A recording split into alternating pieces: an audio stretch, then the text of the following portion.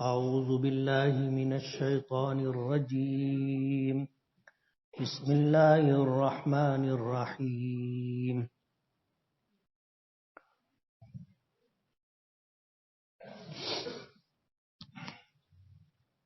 كل من عليها فان ويبقى وجه ربك ذو الجلال والإكرام فبأي آلاء ربكما تكذبان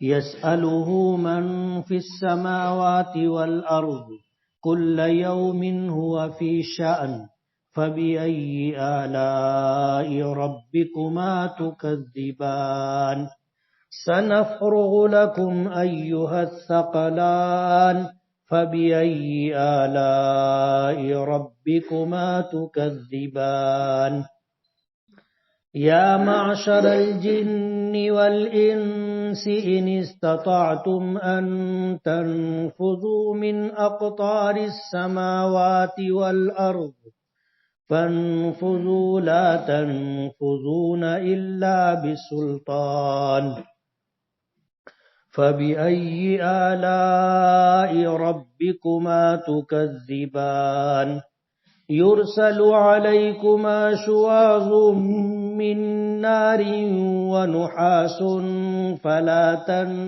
تنتصران فبأي آلاء ربكما تكذبان فإذا انشقت السماء فكانت وردة كالدهان فبأي آلاء ربكما تكذبان فيومئذ لا يسأل عن ذنبه إنس ولا جان فبأي آلاء ربكما تكذبان يعرف المجرمون بسيماهم فيؤخذ بالنواصي والأقدام فبأي آلاء ربكما تكذبان هذه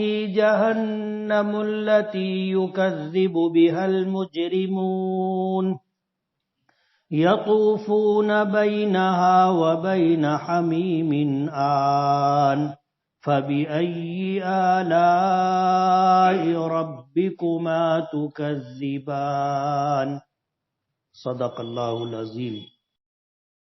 سبحانك لا علم لنا إلا ما علمتنا إنك أنت العليم الحكيم.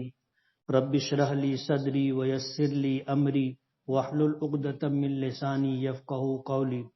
پناہ مانگتا ہوں میں اللہ تعالیٰ کی شیطان مردود سے. شروع کرتا ہوں میں اللہ کے نام سے جو بڑا مہربان بڑی رحمتوں والا ہے. زمین پر جو کچھ ہے سب فنا ہو جانے والا ہے اور باقی رہے گی تیرے پروردگار کی ذات جو جلال اور تعظیم والا ہے. پس تم اپنے پروردگار کی کن کن نعمتوں کو جھٹلاؤ گے؟ پوچھا جائے گا ان لوگوں سے جو آسمان و زمین میں ہے. ہر دن تیرے پروردگار کی ایک عجیب شان ہے. پس تم اپنے پروردگار کی کن کن نعمتوں کو جھٹلاؤ گے؟ ان قریب ہم فارغ ہو جائیں گے اے جنات و انسان کی گروہ تمہارے لیے. پس تم اپنے پروردگار کی کن کن نعمتوں کو جھٹلاؤ گے؟ اے جنات و انسان کی جماعت اگر تم طاقت رکھتے ہو کہ تم آسمان و زمین کے کناروں سے باہر نکل جاؤ تو نکل جاؤ. تم نہیں نکل سکتے مگر قدرت کے ساتھ. پس تم اپنے پروردگار کی کن کن نعمتوں کو جھٹلاؤ گے؟ چھوڑ دیا جائے گا تم پر اے جنات و انسان کی جماعت آگ کے شعلے اور پگھلا ہوا تانبا اور پھر تمہاری کوئی مدد نہیں کی جائے گی. پس تم اپنے پروردگار کی کن کن نعمتوں کو جھٹلاؤ گے؟ پس جب آسمان پھٹ جائے گا اور وہ سرخ تیل کی تلچھٹ کے مانند ہو جائے گا، پس تم اپنے پروردگار کی کن کن نعمتوں کو جھٹلاؤ گے؟ پھر اس دن انسان و جنات سے ان کے گناہوں کے بارے میں نہیں پوچھا جائے گا، پس تم اپنے پروردگار کی کن کن نعمتوں کو جھٹلاؤ گے؟ گنہگار اور مجرم اپنے چہروں سے پہچانے جائیں گے، پھر وہ پکڑے جائیں گے پیشانیوں سے اور قدموں سے، پس تم اپنے پروردگار کی کن کن نعمتوں کو جھٹلاؤ گے؟ یہ جہنم ہے جس کو گنہگار اور مجرم جھٹلایا کرتے تھے۔ وہ لوگ پھریں گے اسی جہنم جہنم اور کھولتے ہوئے پانی کے درمیان اس وقت، پس تم اپنے پروردگار کی کن کن نعمتوں کو جھٹلاؤ گے؟ یہ سورہ رحمان کا دوسرا رکوع ہے۔ سورت کے متعلق، اس کے شان نزول کے متعلق پچھلے ہفتے گفتگو ہوئی تھی۔ اس وقت جن آیات کی تلاوت کی گئی ہے اس میں اللہ پاک اس دنیا کے فانی ہونے کا تذکرہ کر رہے ہیں کہ زمین و آسمان اور ان کے درمیان، ان کے اوپر نیچے جتنی مخلوقات ہیں سب فنا ہو جائے گی۔ کوئی ایک مخلوق بھی ایسی نہیں ہے جو باقی رہے۔ باقی رہے گی تو صرف اللہ رب العالمین کی ذات جو جلال و اکرام والا ہے۔ اس لیے دنیا کی کوئی بھی نعمت، چھوٹی ہو یا بڑی، دنیا کی کوئی بھی مخلوق، چھوٹی ہو یا بڑی، سب ختم ہو جائے گی۔ اللہ نے مخلوقات کے لیے ایک وقت مقرر کیا، لِكُلِّ شَيْءٍ اجل، ہر مخلوق کے لیے ایک مقررہ وقت ہے اور وہ اللہ کے علم میں۔ جب وہ وقت آ جاتا ہے تو وہ مخلوق فنا سے دوچار ہو جاتی ہے۔ باقی رہنا کسی مخلوق کے حصے میں نہیں۔ علماء نے لکھا ہے کہ اگر اس دنیا میں اللہ پاک کسی کو ہمیشہ کی زندگی دیتے، ہمیشہ سے مراد قیامت تک کی زندگی عطا کرتے، تو اس کے حقدار جناب رسول اللہ صلی اللہ علیہ وسلم ہوتے۔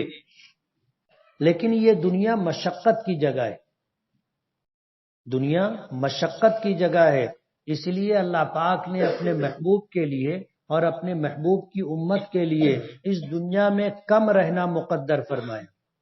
حضرت آدم علیہ نبینا علیہ السلام کے متعلق آتا ہے کہ ان کی عمر 1000 سال سے زیادہ تھی۔ حضرت نوح علیہ السلام کے متعلق آتا ہے کہ انہوں نے 950 سال تک صرف تبلیغ کی۔ اور جیسے جیسے زمانہ قیامت کی طرف آگے بڑھتا گیا، انسانوں کی عمر کم کی جاتی رہی، اور اخیر میں ہمارے آقا جناب رسول اللہ صلی اللہ علیہ وسلم تشریف لائے، تو آپ کے لیے اور آپ کی امت کے لیے اللہ نے اس دنیا میں بہت کم رہنا مقدر فرمایا۔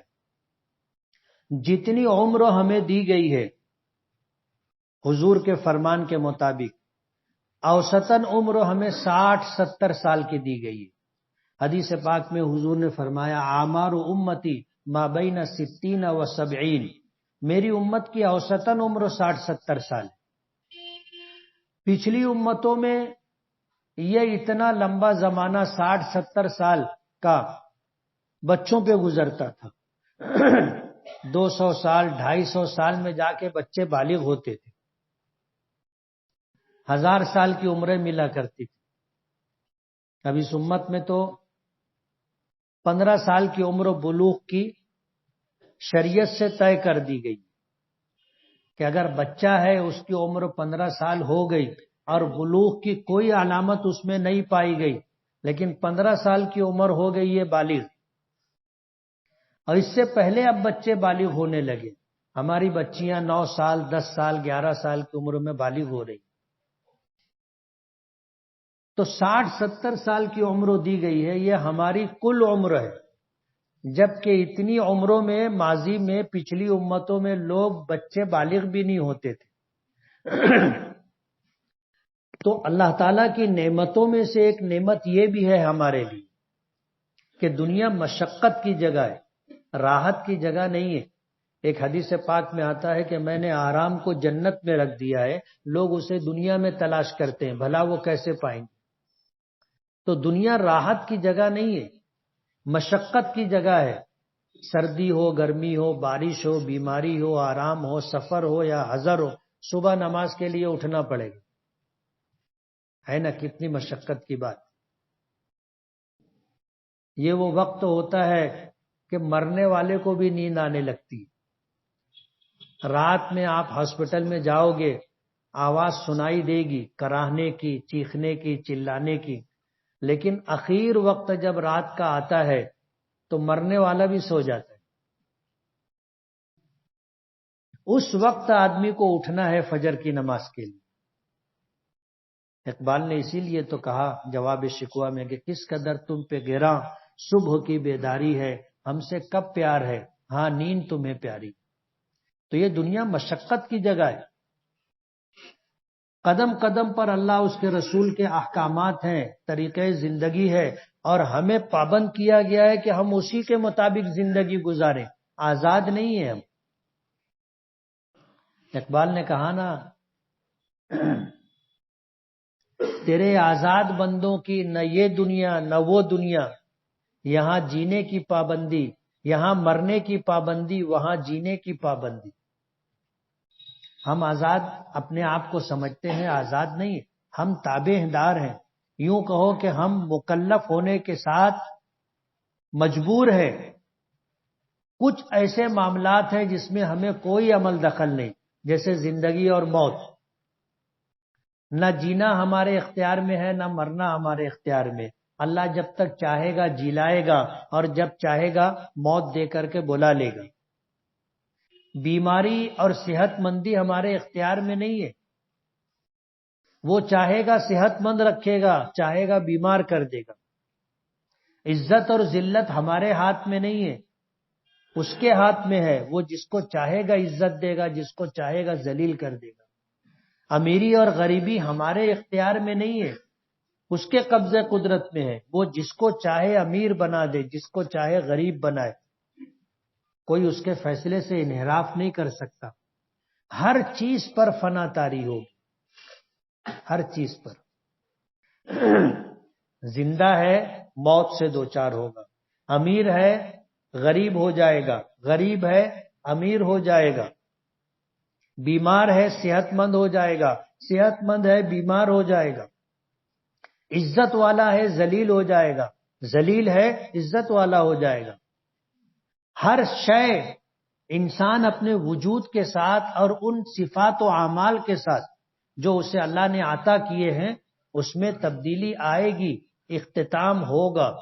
فرمایا زمین پر جو کچھ ہے سب پر فنا طاری ہوگی، باقی رہنے والی ذات تیرے پروردگار کی ہے جو ہمیشہ ہمیشہ رہے گا، عظمتوں کے ساتھ، جلال و جبروت کے ساتھ۔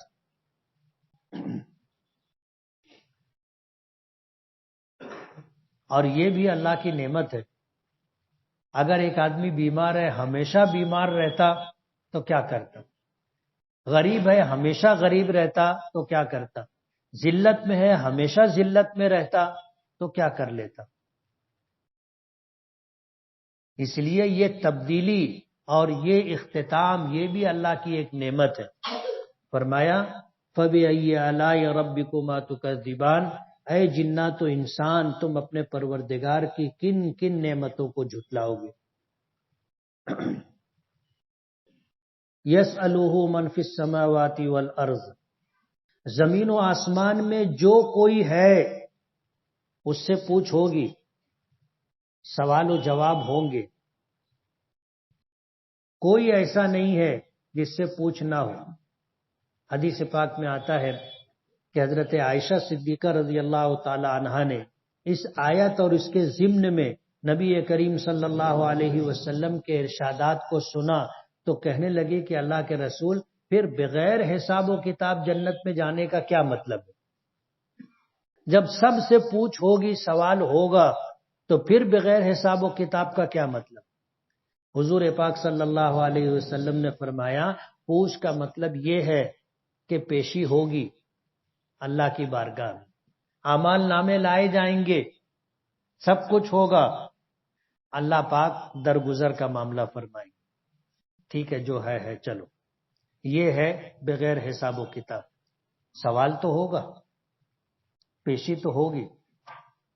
کسی نے پوچھا کہ اللہ کے رسول آپ، تو فرمایا کہ ہاں میرا بھی یہی معاملہ ہوگا، حتی غشیتنی رحمت ربی، یہاں تک کہ مجھے میرے پروردگار کی رحمت ڈھانپ لے تو میں جنت میں جاؤں۔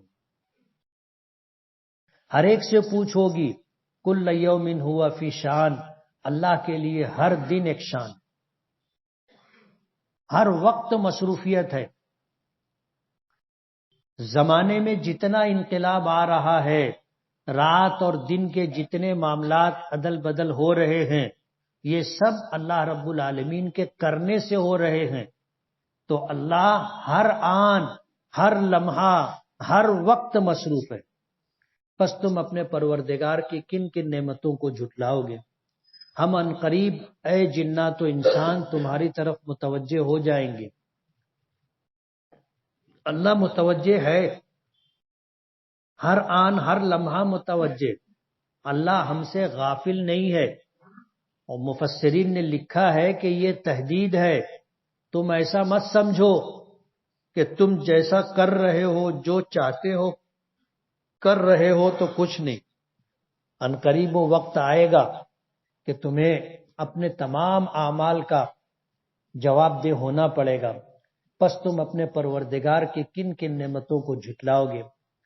اللہ پاک نے فرمایا کہ اے جنات و انسان کے گروہ، اگر تم میں طاقت ہے تو تم زمین و آسمان سے باہر چلے جاؤ۔ ظاہر بات ہے کس میں طاقت ہے؟ کسی میں طاقت نہیں، ہم جا ہی نہیں سکتے۔ اس پوری کائنات میں کوئی جگہ ایسی نہیں ہے جہاں اللہ کا حکم نہ چلتا ہو۔ اس لیے ہم اللہ کے حکم کے تابع دار ہیں، اللہ کی گرفت سے باہر نہیں نکل سکتے۔ فرمایا اگر تم نکل سکتے ہو تو نکلو، کہاں نکلیں گے؟ ہر وقت ہر جگہ اللہ کی قدرت ہے، اللہ کی گرفت ہے۔ پس تم اپنے پروردگار کی کن کن نعمتوں کو جھٹلاؤ گے؟ کل قیامت کے دن جب لوگ بھاگ رہے ہوں گے تو فرشتے ان کو جمع کریں گے میدان محشر میں، آگ کے شعلے چھوڑے جائیں گے، آدمی بھاگ رہا ہوگا، ادھر سے آگ کا شعلہ آئے گا تو واپس آ جائے گا، پگھلا ہوا تانبا ڈالا جائے گا، آدمی واپس آ جائے گا، کوئی اپنی مرضی سے ادھر ادھر نہیں ہو سکے گا۔ اور فلا تنتصران، پھر تم کسی سے بدلہ بھی نہیں لے سکو گے، تمہیں قدرت ہی نہیں ہوگی، تم کیا کس سے بدلہ لو گے؟ پر جب آسمان پھٹ کر سرخ چمڑے کی طرح یا سرخ تیل کی تلچھٹ کی طرح ہو جائے گا، ایک وقت آئے گا، قیامت جب آئے گی، زمین لپیٹ دی جائے گی، آسمان پھٹ جائے گا، روئی کے گالوں کی طرح پہاڑ اڑتے پھر رہے ہوں گے۔ وہ وقت آئے گا، اللہ کی قدرت ہے، اللہ اس پوری کائنات کو اور اس کے نظام کو ختم کر دے گا۔ پس تم اپنے پروردگار کی کن کن نعمتوں کو جھٹلاؤ گے؟ اس دن جنات و انسان سے ان کے گناہوں کے بارے میں نہیں پوچھا جائے گا، یعنی نہیں پوچھا جائے گا مطلب یہ کہ تم نے کیا کیا گناہ کیے، یہ نہیں پوچھا جائے گا، سب گناہ لکھے ہوئے ہیں، ہر انسان کے ساتھ کرامن کاتبین ہیں جو ان کے گناہ لکھ رہے، سب کچھ اللہ کے علم میں، ان سے نہیں پوچھا جائے گا کہ تم نے کیا کیا گناہ کیے، سب گناہ ہے۔ سوال یہ ہوگا کیوں کیے؟ سوال یہ ہوگا یہ نافرمانی کیوں کی، یہ گناہ کیوں کیے؟ بعض مفسرین نے کہا ہے کہ پوچھا نہیں جائے گا کہ انسان بتائے، زبان بند کر دی جائے گی، اعضاء بولنے لگ جائیں گے، زبان بند ہو جائے گی۔ آنکھ نے جو گناہ کیے آنکھ بتائے گی، کان نے جو گناہ کیے کان بتائے گا، ہاتھ نے جو گناہ کیے ہاتھ بتائے گا، پیر نے جو گناہ کیے پیر بتائے گا۔ جسم کا ایک ایک عضو جسے اللہ کی نافرمانی اور گناہ کے لیے استعمال کیا گیا ہوگا وہ بتائے گا۔ اسی طرح نیکیاں بھی بتائے گا کہ ان اعضاء سے ہم نے کیا کار خیر کیے، کیا نیکیاں کی، یہ کہیں گے۔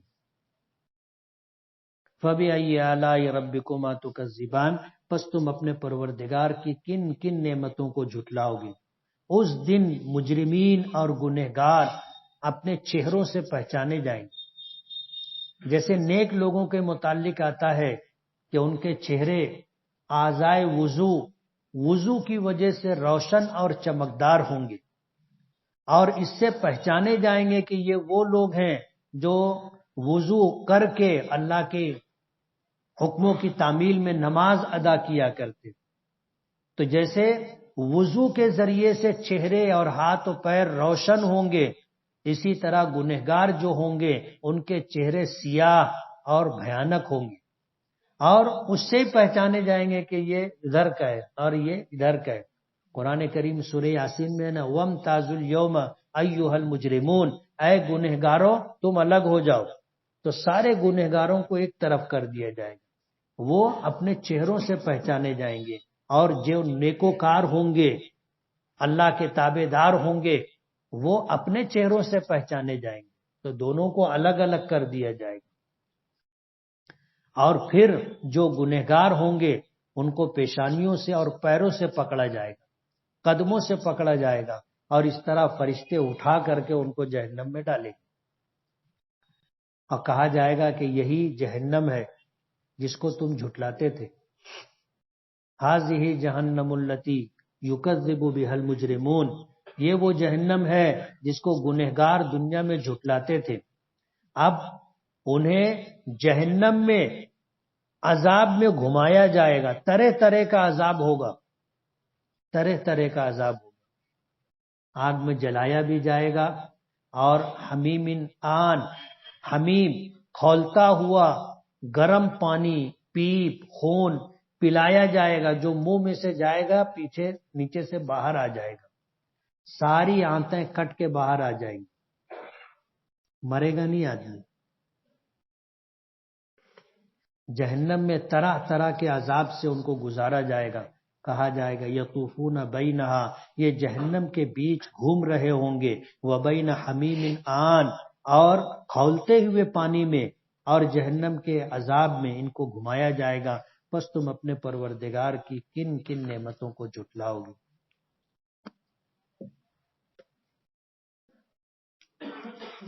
جس دن جلدی آنا رہتا اس دن چٹھی زیادہ آتی ہے۔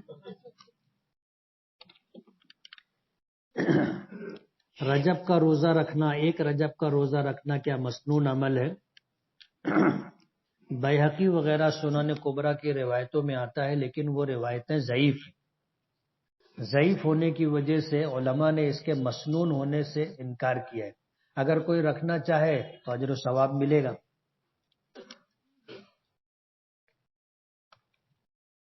ایک شخص نے غفلت میں کئی روزے جان بوجھ کر بنا کوئی عذر کے توڑے، اگر بغیر کسی عذر کے روزہ توڑا گیا ہے تو ہر روزے کے بدلے میں 60 روزے کفارے کے اور ایک روزہ قضا، ایسے 61 روزے رکھنا پڑیں گے۔ مشت زنی وغیرہ کرنے سے بھی روزہ ٹوٹ جاتا ہے، اس کے لیے بھی یہی حکم ہے۔ بچے کے کان میں اذان کس طرح دینا چاہیے؟ اذان کس طرح دیتے؟ اس کے منہ میں، کان میں تھوڑی منہ لگا کے اذان دیں گے۔ اذان دیں گے اور داہنا کان جب اذان دی جائے گی تو اس کے سامنے رکھیں گے، اور جب اقامت کہے گا تو بایاں کان اس کے سامنے رکھیں گے۔ وہ کھڑا ہو کے اذان دے گا، اذان کی آواز چلی جائے گی۔ بعض لوگ اذان دینے کے بعد، اقامت کہنے کے بعد کان میں پھونکتے بھی ہیں، پھونکنا ضروری نہیں ہے۔ جب ہمارے نبی حضرت محمد صلی اللہ علیہ وسلم پیدا ہوئے تو سب سے پہلے کیا کہا تھا؟ اللہ اکبر و کبیرہ والحمد للہ کثیرہ وسبحان اللہ بکرۃ و اصیلا۔ زید سنت اور نفل نماز نہ پڑھتے ہوئے قضائے عمری پڑھتا ہے، کیا یہ عمل درست ہے؟ اگر اس کے پاس وقت نہیں ہے اور پھر وہ ان سنتوں کی جگہ قضائے عمری پڑھتا ہے تو گنجائش ہے، اور اگر اس کو کوئی کام نہیں ہے یا کام ہے بھی تو بھی اس کو وقت ملتا ہے، بچتا ہے، تو اس کو سنت پڑھنا چاہیے، فارغ اوقات کے اندر جو ہے قضائے عمری پڑھنا چاہیے۔ میرا دوست کہتا ہے کہ کوئی جگہ زمین پر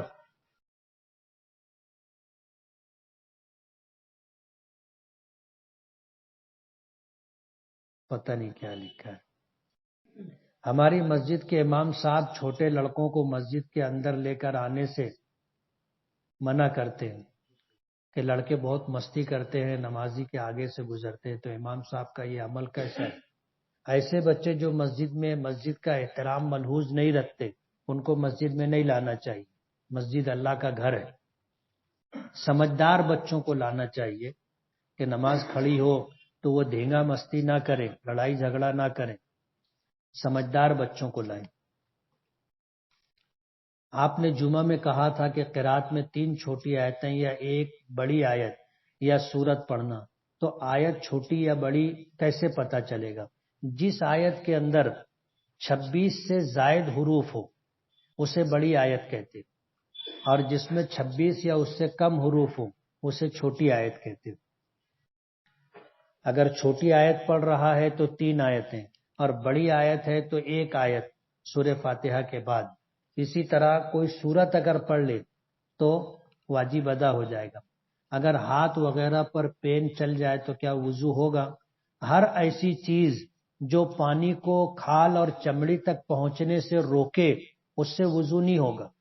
اب جیسے ہم نے پین چلایا تو جو پین کا کلر ہے وہ پانی کو کھال تک پہنچنے سے نہیں روکتا، اس لیے وضو غسل ہو جائے گا۔ ابو ہریرہ نام رکھنا کیسا ہے؟ رکھ سکتے، اصل میں ابو اور یعنی کسی نام سے پہلے، جیسے ابو ہریرہ، یہ عربوں کے اعتبار سے کنیت ہے، اور جیسے حبیبہ حضور کی ایک بیوی ہیں حبیبہ ان کا نام نہیں ہے، ان کی کنیت ہے، نام ان کا رملہ تھا، لیکن ان کی ایک بچی تھی جس کا نام حبیبہ تھا، تو اس سے ان کو حبیبہ یعنی حبیبہ کی ماں کہا جاتا تھا۔ تو ابو ہریرہ کہتے ہیں بلی کے بچے کو، ان کا نام عبد الرحمن تھا۔ کیا نام تھا؟ عبد الرحمن۔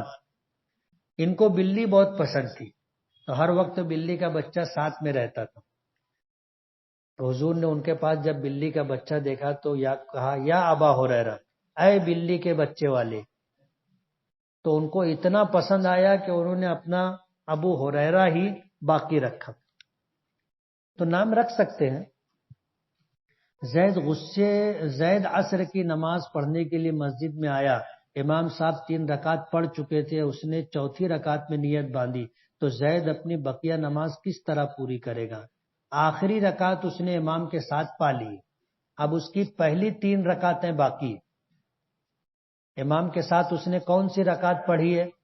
چوتھی، تو یہ اس کی چوتھی رکعت ہے، باقی کون سی رہ گئی ہے؟ پہلی، دوسری، تیسری۔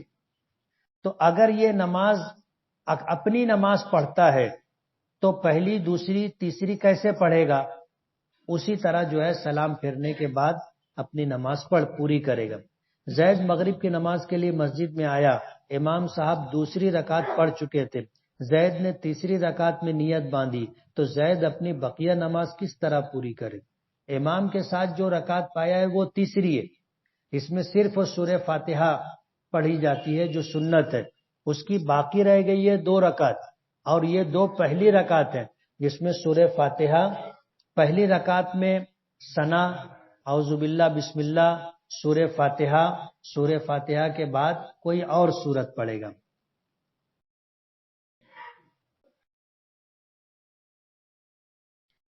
قاری احمد علی فلاحی کے بیان میں سنا تھا کہ حضور کی ولادت کے وقت 7 نام اللہ کی طرف سے اترے تھے، جن میں سے مجھے محمود یاد ہے، باقی 6 نام یاد نہیں ہے، مجھے بھی یاد نہیں۔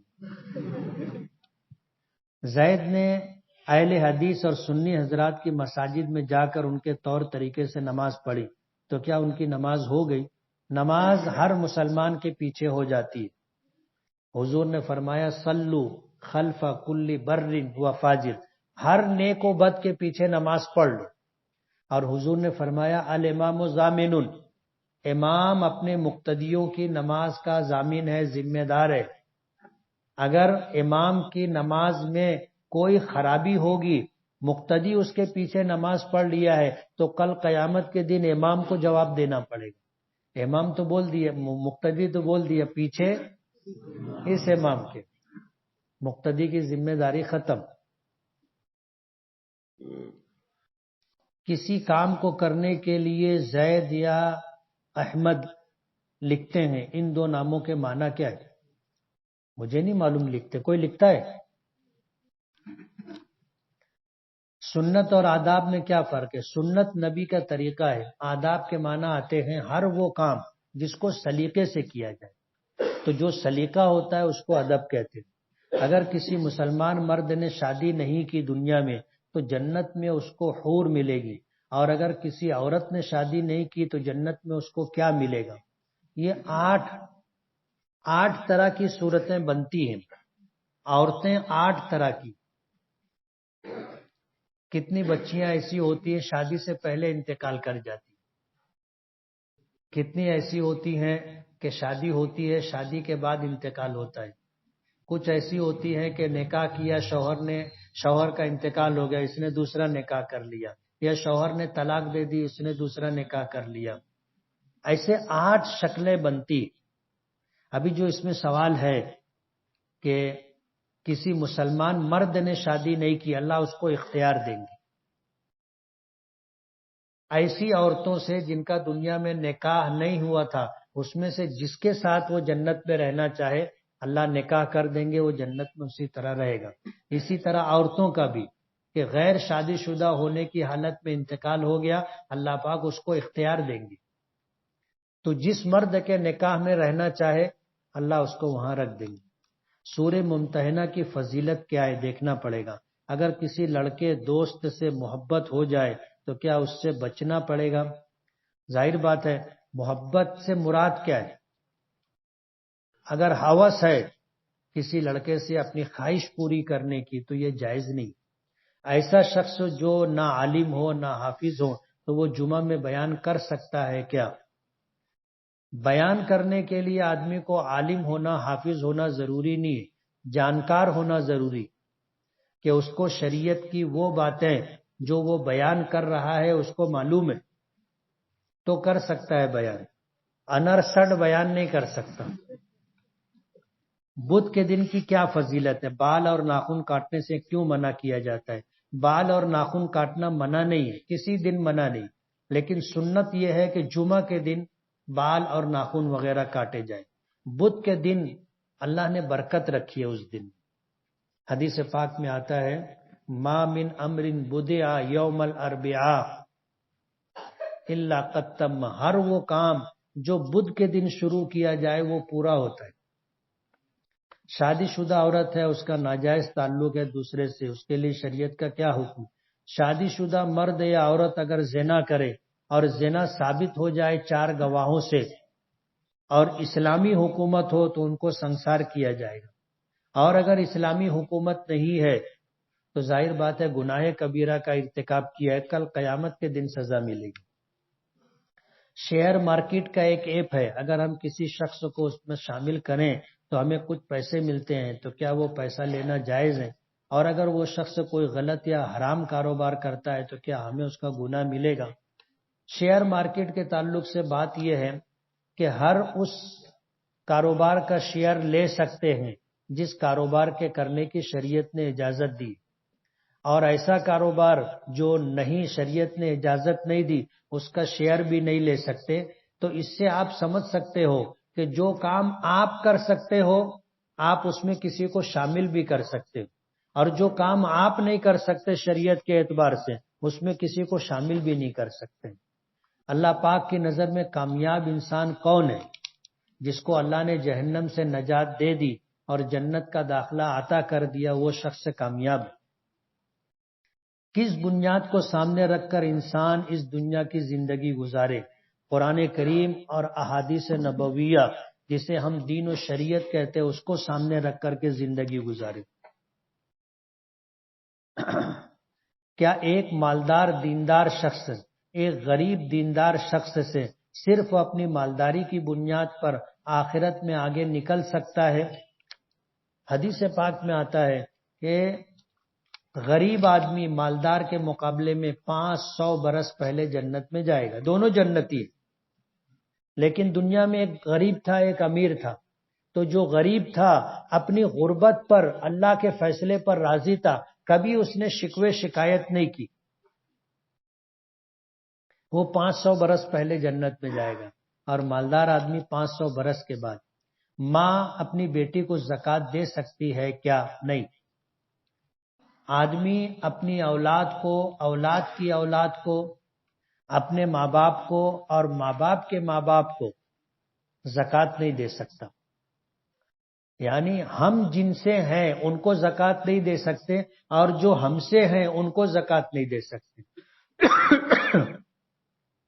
ہم ماں باپ کو زکوٰۃ نہیں دے سکتے، دادی دادا نانی نانا کو زکوٰۃ نہیں دے سکتے، ہم بیٹی بیٹے کو زکوٰۃ نہیں دے سکتے۔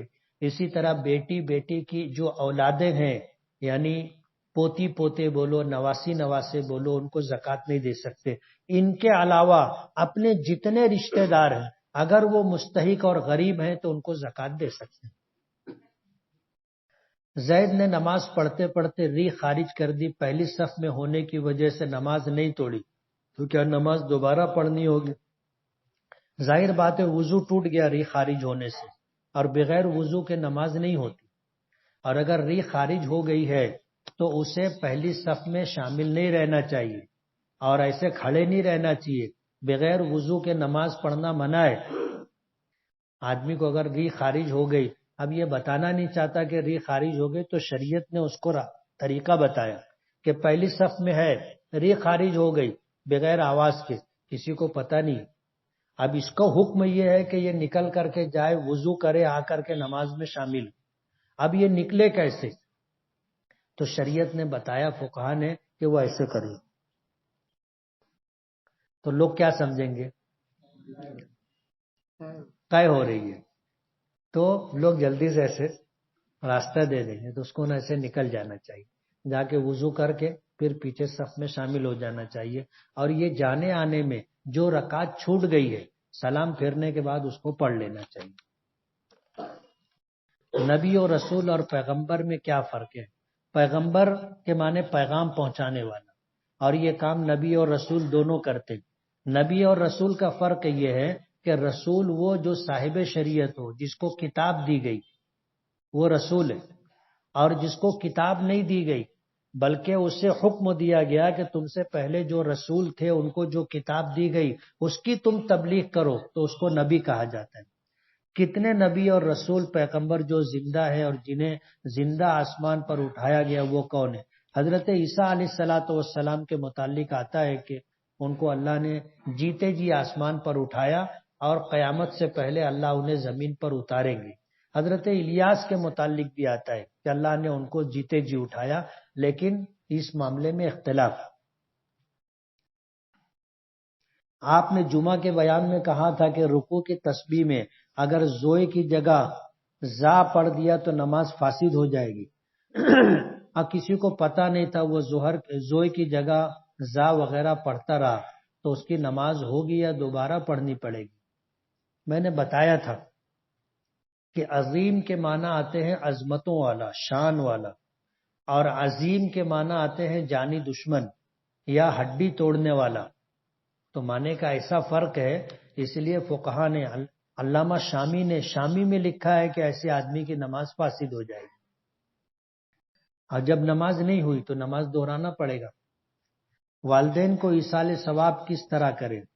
ان کے لیے نفل نماز پڑھے، ان کے لیے روزے رکھے، ان کے لیے صدقہ و خیرات کرے، قرآن کریم کی تلاوت کر کے ثواب پہنچائے۔ حرمت کے کتنے اور کون کون سے مہینے ان میں نیک اعمال کا ثواب بڑھا دیا جاتا ہے دوسرے مہینوں سے؟ حرمت کے 4 مہینے، حرمت کے 4 مہینے،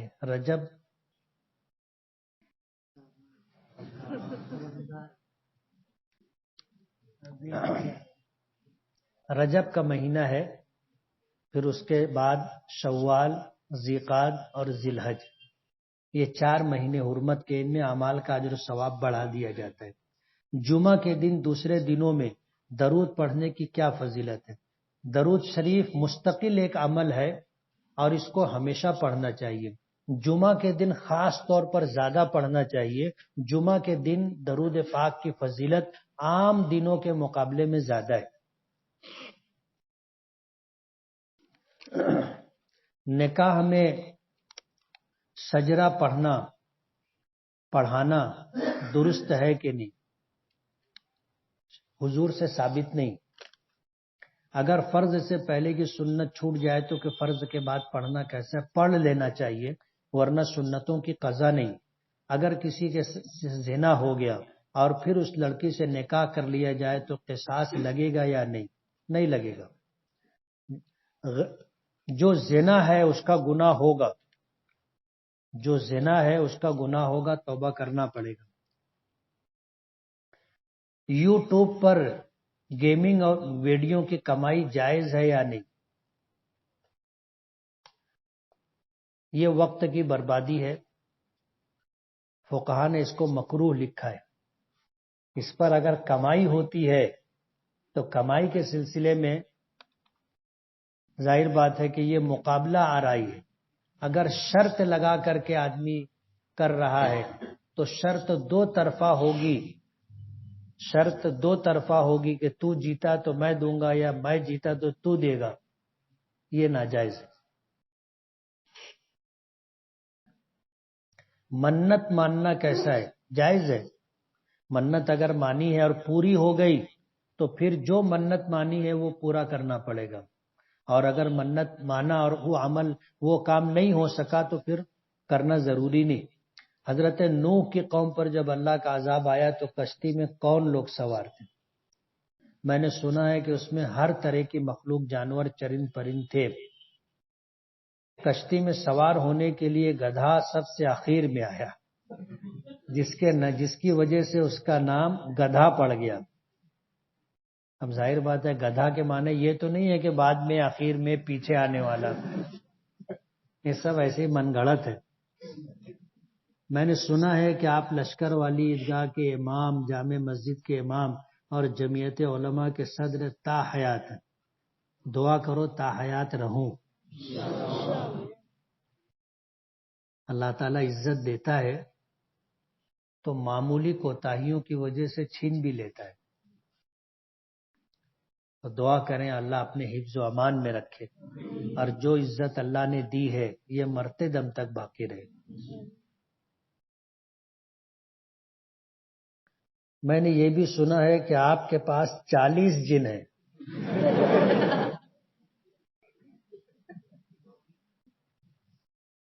میرے پاس کوئی جن نہیں ہے بھائی۔ اسمیرا کے نام کے معنی کیا ہے دیکھنا پڑے گا۔ اگر کسی شخص کے ری خارج ہونے کی بیماری ہے یا پیشاب یا قطرے آتے ہیں تو ہر نماز کے لیے نیا وضو ضروری ہے۔ اگر یہ آدمی معذور ہے تو ہر نماز سے پہلے وضو کرے گا، اور وضو کر لینے کے بعد اگر قطرے آ گئے، ری خارج ہو گئے تو بھی اس کا وضو نہیں ٹوٹے گا۔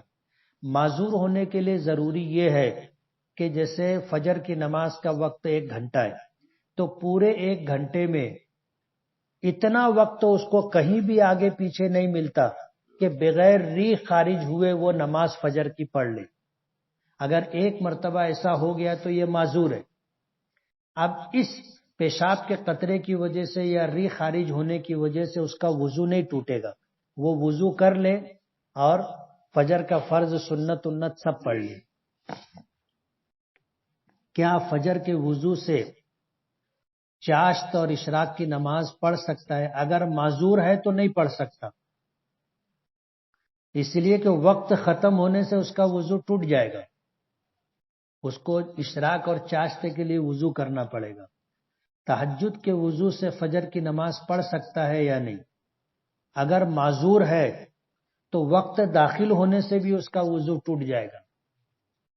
اس نے تہجد کے لیے وضو کیا تھا، تہجد پڑھ لی، اب فجر کا وقت داخل ہوا، اس کا وضو ٹوٹ گیا، اب فجر کے لیے نیا وضو کرے۔ سورہ بقرہ 40 دن تک گھر میں پڑھنے سے کیا ہوتا ہے؟ پڑھ کے دیکھ لو، گھر میں خیر و برکت آتی ہے۔ حضور نے فرمایا کہ جس گھر میں سورہ بقرہ کی تلاوت ہوتی ہے اس میں جنات و شیاطین رکتے نہیں۔ اگر بیچ میں چند دنوں کا وقفہ ہو گیا تو کیا پھر سے پڑھنا پڑے گا؟ ایسا ضروری نہیں، آپ پڑھو، کسی دن نہیں پڑھ سکے تو کوئی بات نہیں ہے۔ اور اگر گھر میں جن ہے، شیطان ہے، تو 2 لوم لگا دینے کا اور 24 گھنٹہ چلوانے کا۔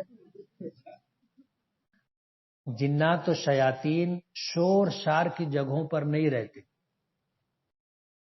اسی لیے ان کے رہنے کی جگہ جنگلات ہیں، ویرانے ہیں، پہاڑ،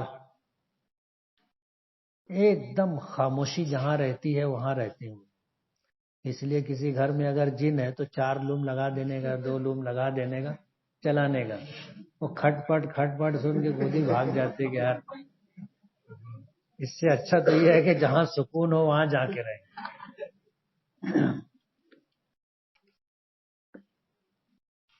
کئی دن سے کوشش کر رہا ہوں کہ تہجد میں آنکھ کھلے مگر کھلتی نہیں، اگر بمبئی جانا ہو تو؟ ہاں، تیرا ہی جینا چاہے تو باتیں ہزار ہے۔ آدمی کو سفر ہوتا ہے تو کھٹکے کی نیند رہتی ہے، اب بار بار آنکھ کھلتے رہتی، دیکھتا ہے بولا ابھی 2 گھنٹہ ہے پھر سو جاتا، ابھی 1 گھنٹہ ہے پھر سو جاتا۔ اگر لگن ہو دل میں تو آنکھ کھلتی ہے۔